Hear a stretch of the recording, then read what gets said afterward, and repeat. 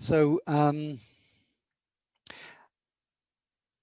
at a disadvantage from the point of view of having worked in Nottinghamshire for 32 years, that I haven't had the benefit of working in another service as a comparison, but I do look over the fence and see what other psychology services are doing. And one of the common positions and roles that I think educational psychologists are sometimes put in are as gatekeepers, and that's gatekeepers either into special school provision, or gatekeepers into additional resources within schools. And in many local authorities, I might even say in most local authorities, that's on the back of a statutory assessment. Now, in Nottinghamshire, back from, I think, certainly 1991, if not early, it might have been 1989, we separated out the funding in mainstream schools from the statutory assessment process. And those two processes have been separated. And that's one of the reasons why in Nottinghamshire we have, of all local authorities, one of the lowest uses of statutory assessment, because it's not required in terms of accessing additional resources in mainstream school. We've had to put in place processes that are alternative to that. And this goes back to a sort of a fundamental idea of what special educational needs is. And this will sound quite, there'll be some people who might question this, but special educational needs as a concept could be seen as nothing other than the means by which we allocate resources to a defined group of young people. So it's resources that are protected. So the high needs block that the DFE allocates to every local authority is the resources that a local authority can allocate on back of special educational needs. And the question is, how does the local authority determine the size and the nature of the cohort that would have privileged access to that funding? And the way that we do that, because there is nothing that says this is what a special educational needs is, except in a very loose way within the code of practice, it has to be about how needs are relative to other young people. So special educational needs in themselves don't exist except within the context of other young people. And so we're looking about relative need. Now, if you're trying to make decisions about relative need, isn't it better that the people who are making that decision are people who know the children well and who know each other well? So the processes within Nottinghamshire that run in terms of special funding has been about bringing families of schools together, the SENCOs in each family of school, and say, this is the money, this is your fair share of that high needs block. You're best placed to identify who are the youngsters with significant needs within your family of schools. Talk to each other, not from the point of view of arguing how much you can get for your school, but to say, under the veil of ignorance, if you were the SENCO in any of these schools, what would be a fair allocation? And it's right that children with the greater barriers to their learning should access greater levels of resource, because they need to have their equal access to the curriculum. But they shouldn't have all of the resources, but nor should just a flat rate for everybody. That also wouldn't feel to be appropriate. But discuss that amongst yourselves and then come and see the decision. And the Educational Psychology Service have a history in Nottinghamshire of being involved in those decisions, but it's about facilitating the decisions. It's making sure that it's based on evidence, that it's not just about the loudest voice, but it's about enabling people to make those comparative decisions. So yes, you need a process in place, but in Nottinghamshire, we've had that in place for, we can now talk about it as being decades, and it works effectively. And we're, even though we're centrally lowly funded from the DFE, we don't get as much money as we should do by virtue of our population of youngsters, because we have a long history of working within our means. And we've done that by virtue of requiring schools to work together to make those decisions. When it comes to special schools, again, it's not a history we should be proud of as a profession, the way that we've used psychometrics to determine which kids go to which special schools. And sometimes local authorities they ask us, and Nottinghamshire is no exception, they say to us, do we think that a child should go to a special school?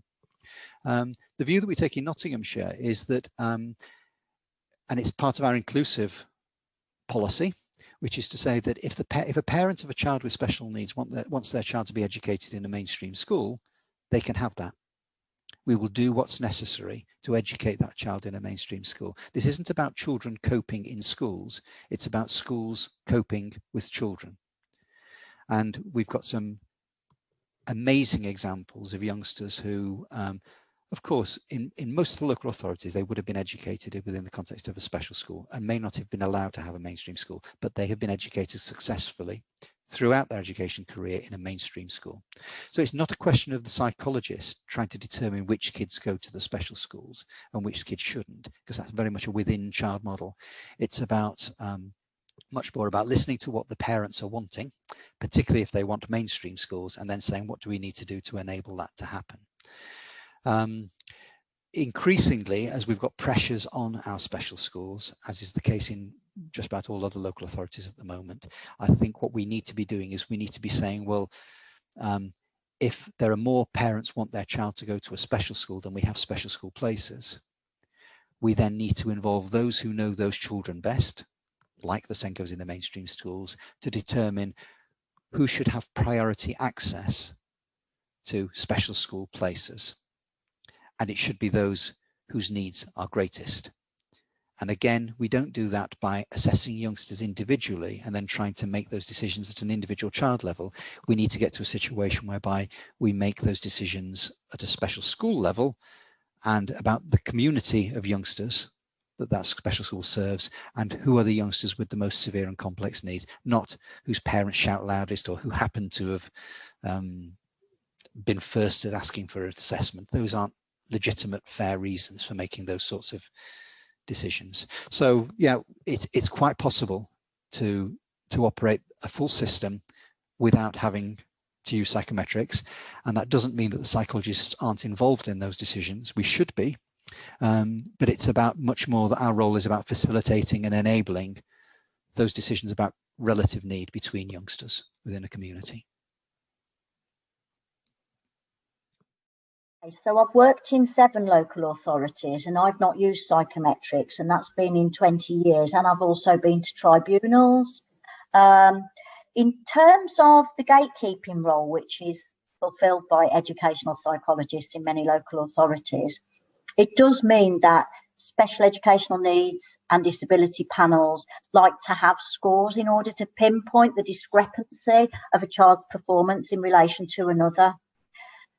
The best way of finding a way forward in relation to that need, and I think it comes to do with the scarce distribution of resources and how they're to be allocated, I think, is to try and provide scores or normative data that is based on triangulated assessments. So this doesn't mean reaching for the BAS or the WISC to calculate a fixed ability notion of thinking. It can be that we look at the schools' use of standardised tests which they've done, which are skill-based scores, and they're not about fixed ability thinking. This is about a child's reading level in response to a curriculum, or criterion reference scores. How many of the high frequency words does a young child be able to read, write or spell? So all of that information is really useful information. It is about measurement, but it's not about calculating a full-scale IQ or a general conceptual ability, which places huge limitations on the child. And I think for some local authorities, there's a requirement for SEND panels to be trained in the knowledge that full-scale IQ and general conceptual ability is not the only way of gathering data about how a child might be managing the educational expectations and curriculum in relation to other children, if they are wanting to categorise in order to look at how resources need to be allocated. So they need to just not be relying solely on educational psychologist viewpoints, but also advices from other services, including from the schools and the parents and the child themselves, but based on data which is ethical and isn't going to be limiting for the child or young person. So this is why I would say it needs to emphasise skills rather than fixed ability thinking.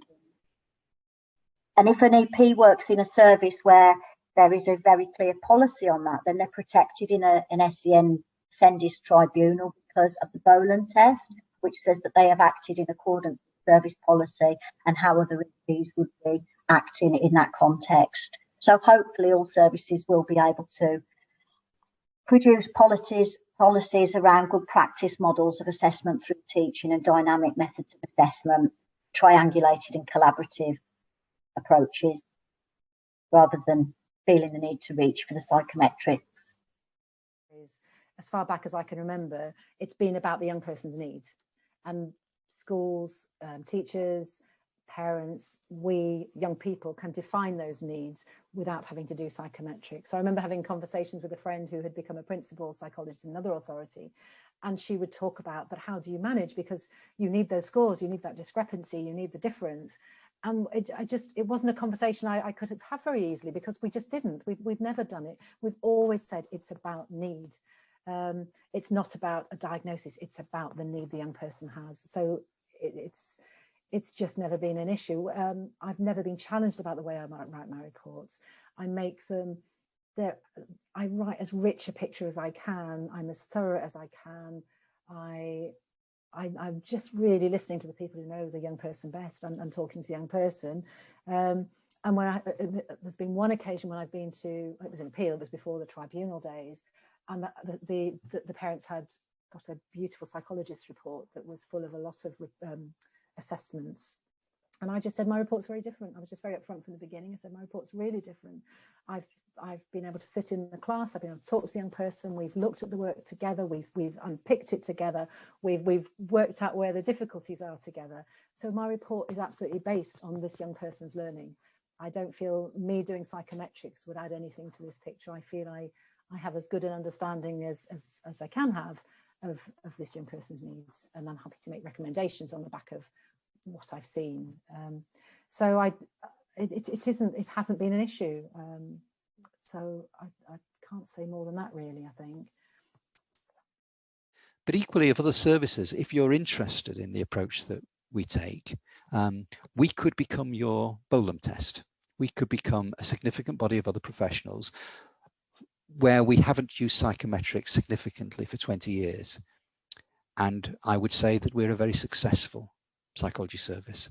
And we haven't been dragged through the courts for not using psychometrics. But when psychologists do go to our tribunals, they do take along our service framework, which talks about what assessment means to an educational psychologist in Nottinghamshire, and a paper that has distills the arguments around the use of psychometrics.